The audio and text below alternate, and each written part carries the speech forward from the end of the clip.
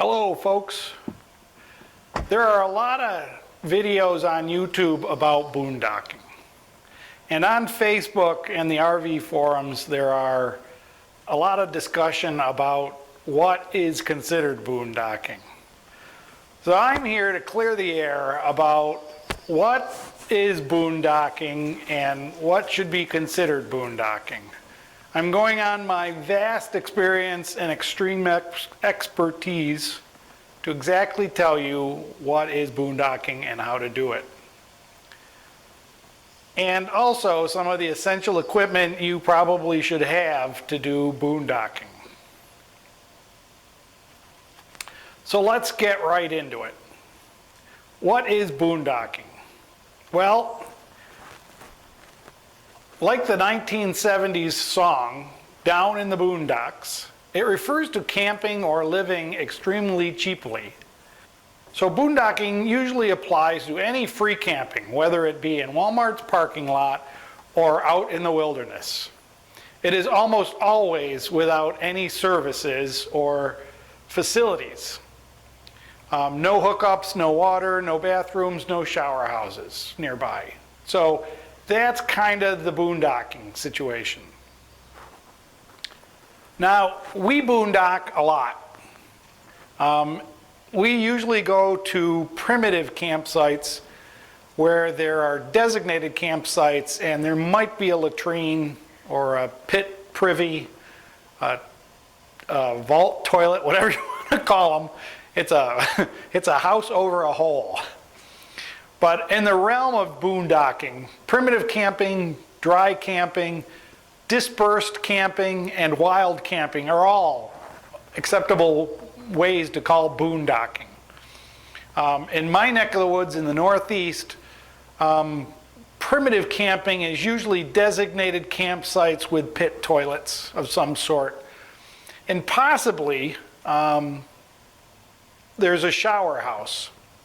If there's a shower, there's usually flush toilets available, but a lot of the stuff would be, in state campgrounds, they call it primitive camping, and it's really kind of boondocking because there are no services to hook up, but you do have modern conveniences in the park. Dispersed camping is usually large open areas where you can camp anywhere without a designated campsite. It's a large area with designated places to park and camp. And though pit toilets are becoming common, they're not usually there.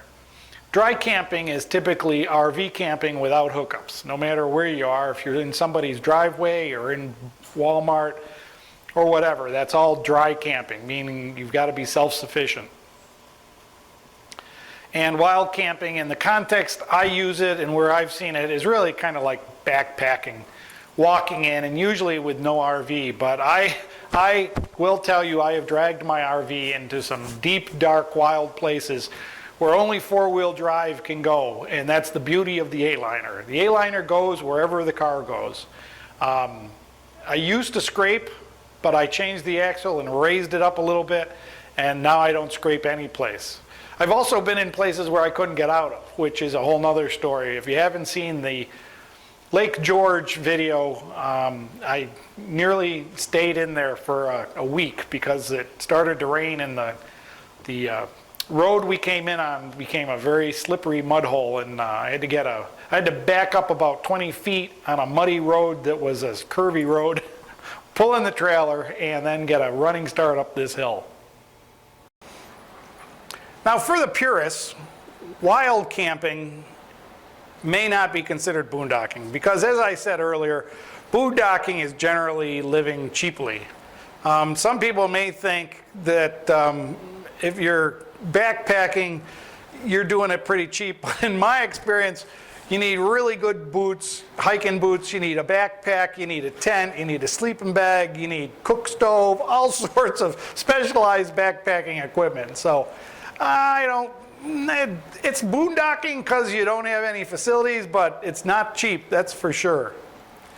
So let's do boondocking in an RV for beginners video here. We're going to talk really for the beginners in new RVs, trailers, motorhomes, vans, buses, whatever you've got that will drive you somewhere and you want to park and spend the night.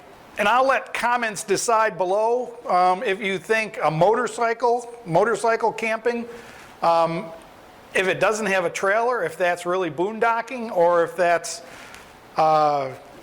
something else.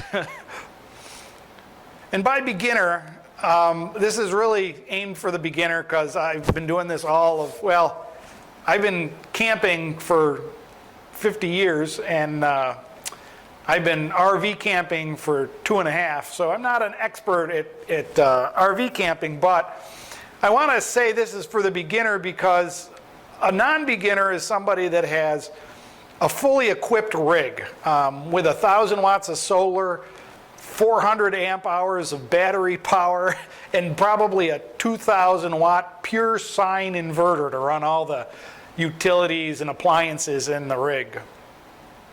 Probably also they'll have a generator and a composting toilet because that makes boondocking more sustainable. Which brings me up to the essential equipment. Let's look at the essential equipment. Except perhaps in primitive camping, one of the more important items of equipment that you really need is something to use as a bathroom or a toilet. Now, if you have an RV with the full internal bathroom equipment, you're all set. But my A-liner does not have any internal bathroom. It does not have a bathroom in it. And after 22 years of backpacking, the boys and I are just fine going out into the woods. And that's why we like to boondock in wild forests, primitive areas, way far away from people. I don't usually drink after 9 o'clock, and though I'm getting really old, and I feel very old these days, I don't need to get up in the middle of the night to use a bathroom. However, I do carry an emergency potty in one of my cargo holds, and it is basically a toilet seat on legs that has a special bag that goes inside it that you can use in an emergency. If I got sick or something and I really needed a potty in the trailer, I might use that. But in 2 years, I've never used it. I do carry it, though. A lot of people, van people, small RV people, just use a bucket. And this is, an 8-gallon bucket. This can hold a lot of human fecal material. They put a bag in it like this. This is a regular shopping grocery bag. And then they take a piece of pipe insulation and just set it around the edge like this so that it gives it a nice soft edge to sit on. And of course, you might want to put a piece of duct tape over the end here. Like this, I made it a little too long, but that's a decent potty. And when you use it, you put a little cat litter in it to keep the smell down or whatever. And when you're not going to use it anymore, you take the bag out and throw it in a dumpster. Now, don't be like the jerks in the world that I've seen as we hike along that pick up poop in plastic bags, tie it up, and then leave it somewhere. This is not to leave it. The nice thing about using the bucket with the bag is that you can put toilet paper in it. If you go out in the woods and you use the woods for your bathroom, please don't leave toilet paper all over the place. Take a little plastic bag, garbage bag, whatever, and just put the toilet paper in there. Girls, boys, men, women, whatever. Don't leave toilet paper all throughout the woods, especially in busy areas. It makes pretty obnoxious. It takes approximately 2 years for toilet paper to disappear. It takes human fecal material about 3 months. So your fecal material will be gone in no time, especially if it's a hot, dry summer or a rainy summer. It just washes away. But toilet paper just sits there. My A-liner and many small trailers come with a small chemical toilet porta potty that is a cassette toilet, they call it. And you can use one of those. The problem I have with those is that you have to keep them filled with chemicals and then you have to take them somewhere to empty them. And that seems like a dangerous situation for me, who's a complete klutz. I don't want to be carrying a bucket full of poop and other stuff to a porta-john or wherever you're going to dump it. So that's, obviously you can't stay in Walmart if you don't have a place to go to the bathroom. The other piece of equipment that really is what determines the length of your boondocking capacity is water. Depending on how much water you use, when you run out of water, you can't cook, you can't wash, you can't drink. If you've got a toilet, you can't flush it, you can't shower or clean or anything like that. So learning to conserve water is extremely important. And of course, if you've got a big RV with holding tanks or a small RV with holding tanks, you may have more water than holding tank capacity, in which case you also need to learn how to manage your wastewater. On my Aliner, I have a 20-gallon water tank, and I usually carry 5 or 6 gallons in jugs like this. And I use it mostly for the dogs, in honesty. I keep these in the car, and I use it for their water and for their food, because I always put water on their food. Not so much because I run out. The only time I've ever run out is when I took 2 showers over the course of a week. So I ran out of water then, because showers, of course, use an awful lot of water. If you require daily showers and like to cook a 7-course meal with 12 or 15 pots and pans, your water probably isn't going to last more than a day or two, no matter how much you have. So I generally advise people that when they go boondocking, to see their water usage is and determine how they're going to refill or figure out how to conserve. Lots of ways to conserve. Shower once every 2 or 3 days. Take a sponge bath in between. Try not to get dirty. Use handy wipes, or whatever they call them, diaper wipe things, Huggies, to clean up. Along with the amount of water you have, there's also your capacity of your black and gray water. Obviously, if you have 60 gallons of fresh water and only a 15-gallon black tank and a 15-gallon gray tank, those storage tanks are going to fill before you go through all that water. Unless, of course, you're going to drink 30 gallons of water. In some areas, one way to reduce your wastewater accumulation is to do things like washing outside. Washing your dishes, taking a shower outside, washing hands and stuff outside, and then, let the water go into the ground, or wash in a pan and then shoot the water out. Some places that's highly frowned upon, especially where there's wild animals that are nuisance, like bears, grizzly bears, or if there's the desert area where you're going to leave a stain on the desert ground that people are going to know was your dirty water. In the Northeast, in the eastern part of the Smokies and stuff like that, they actually have gray water dumps next to the campsites where you can dump your water. It's a nice place to dispose of wastewater.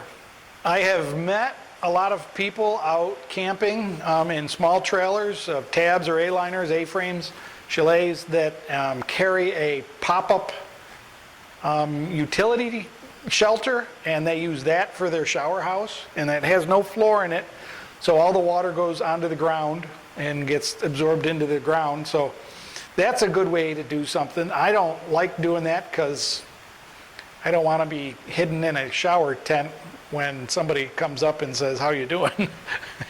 Who knows what they're going to do, but people do it. I've met quite a few hunters that do that.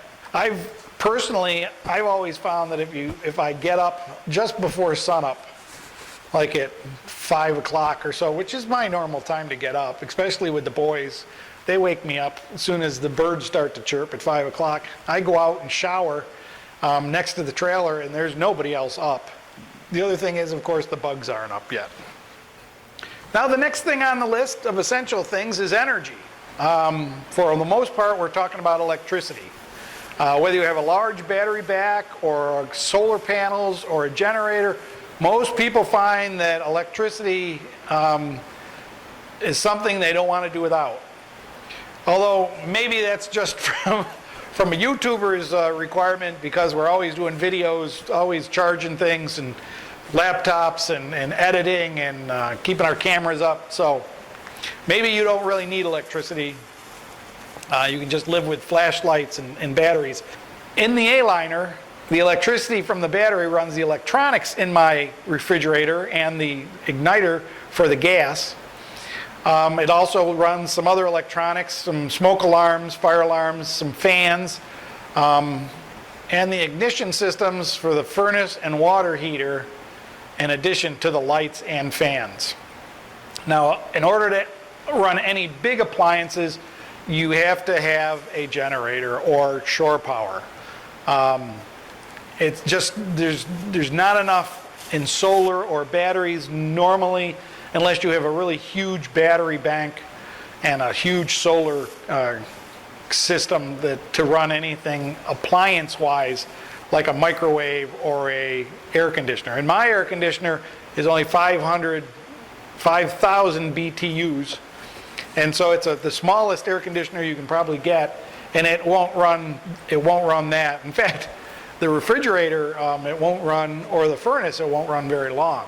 4 or 5 hours total before it runs the battery dead.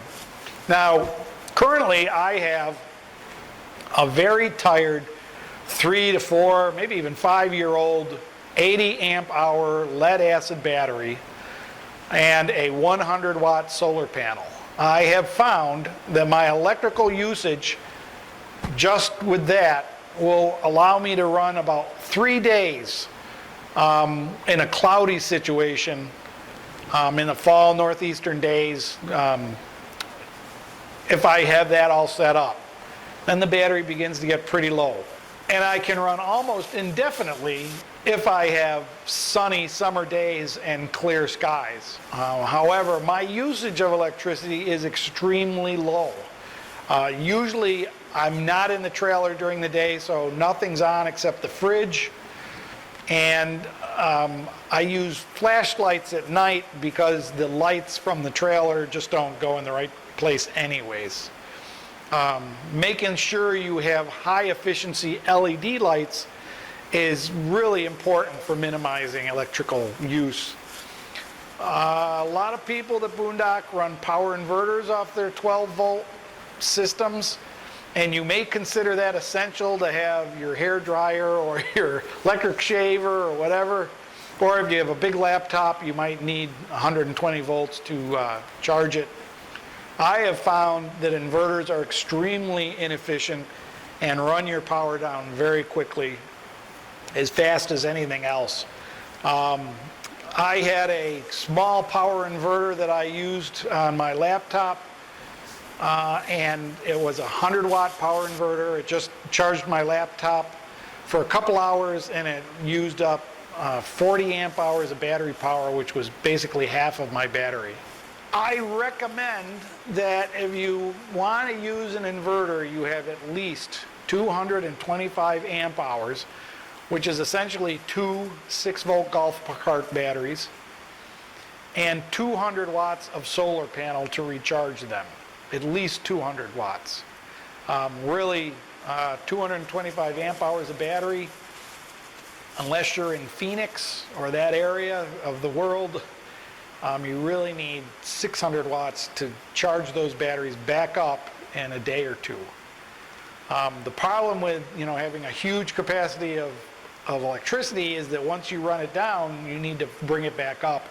And how do you bring it back up is sometimes a long-term prospect.